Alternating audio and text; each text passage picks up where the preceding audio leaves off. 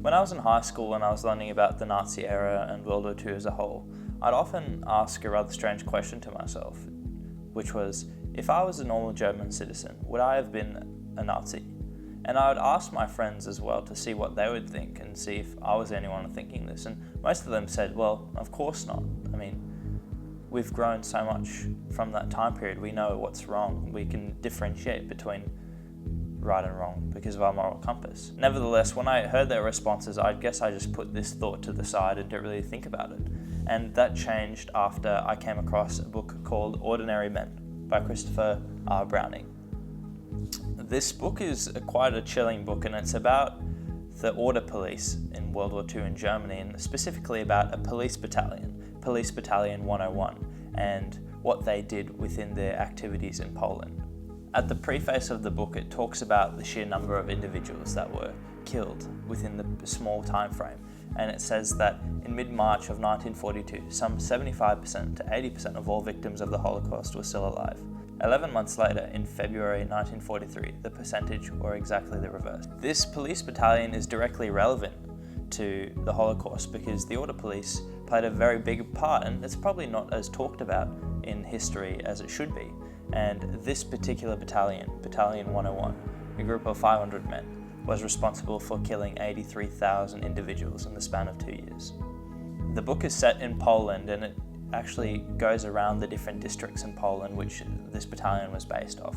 And essentially what this battalion was aiming to do was to make the region of Poland Judenfrei, which means free of Jews. So now I'm just going to give you a quick rundown of what the book focuses on and what the book is about. So who were the order police? Well, essentially the order police were a division of policemen that was based in Germany. And in Germany, within that time era, there was two divisions. There was the security division, and then there was the order police. Within the security division, there was the police that you probably heard of, the SS, or also known as the Gestapo, which were for political crimes. And then there was the Kripo, who were there for non-political crimes. And then on the other hand, we have the order police, who were the everyday police of Germany.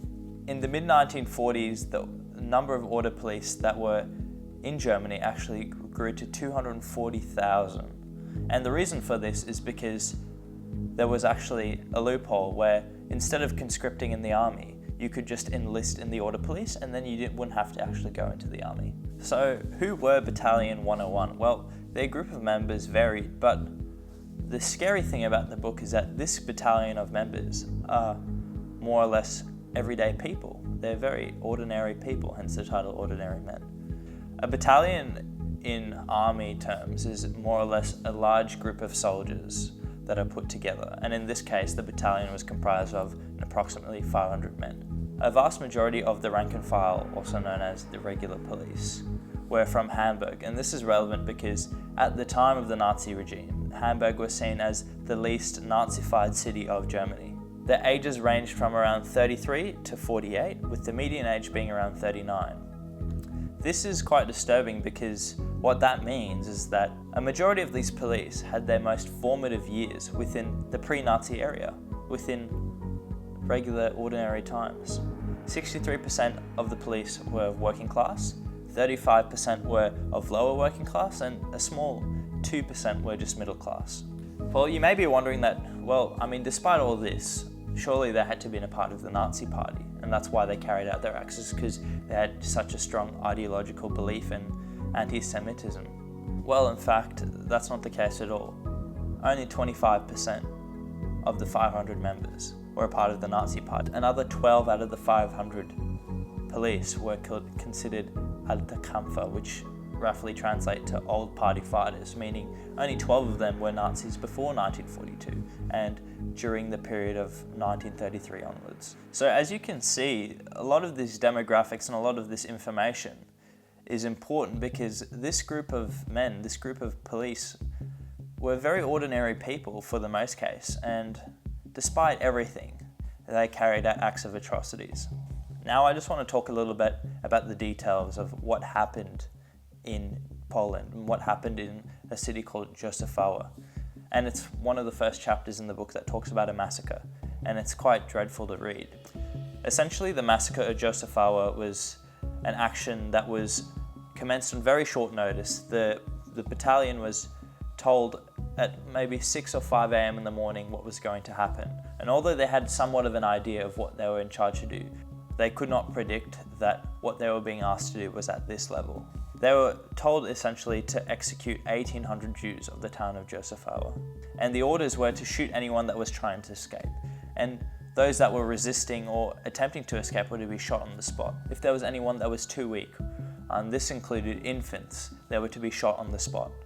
The major at the time, Major Trapp, informed the battalion that if anyone did not want to participate in this action, they could step out at that moment.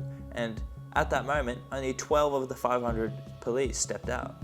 What this meant is that the rest of the police had to carry on with their duties, and essentially what they had to do was round up the Jews of the town, take them into the forest, and by around 35 to 40 of the police were to take a Jew each and shoot them in the forest, and then that process continued on for the whole day.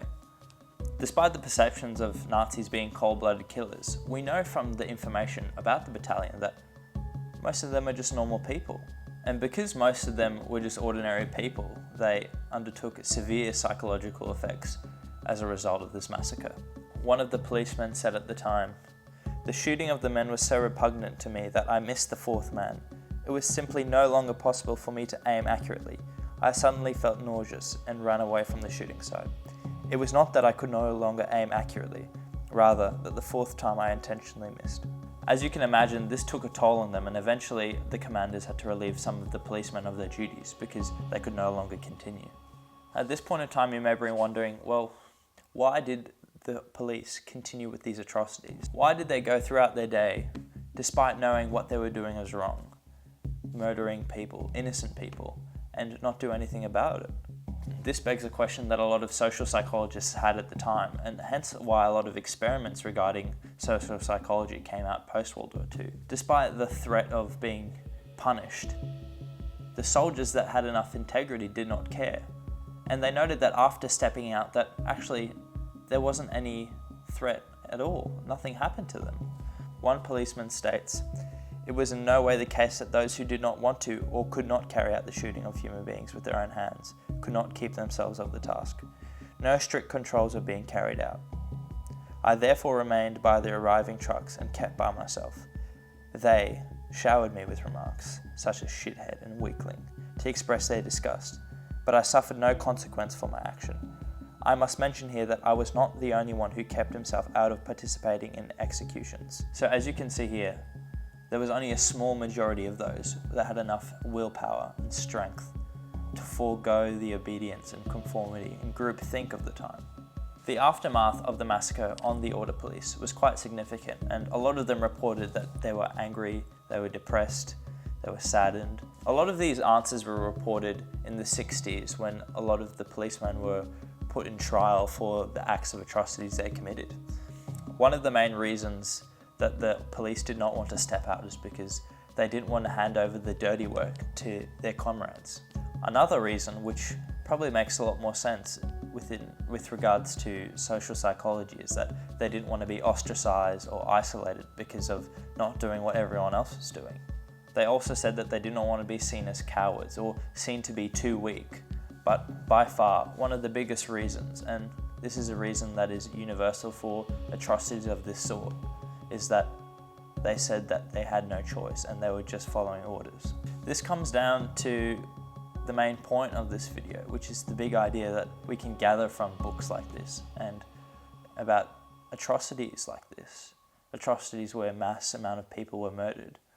The big idea of this book being that under the pressure of obedience and conformity, we actually are able to uncover our capacity for evil. And we escape this evil by absconding our responsibility, by deferring to our authority, deferring to the people that told us what to do.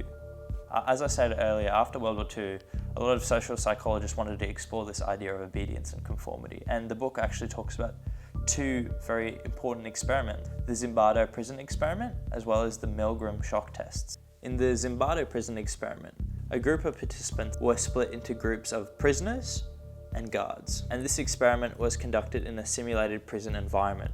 And The guards were informed by the people that they were under no circumstances allowed to use physical harm. However, in this experiment, the guards gradually found ways to control the prisoners with escalating brutality, humiliation, and dehumanization. Zimbardo commented on the results of this experiment, and he stated that the most dramatic and distressing to us was the observation of the ease with which sadistic behavior could be elicited in individuals who were non-sadistic types. The most chilling thing about this experiment was the correlation with it of the acts of the order police.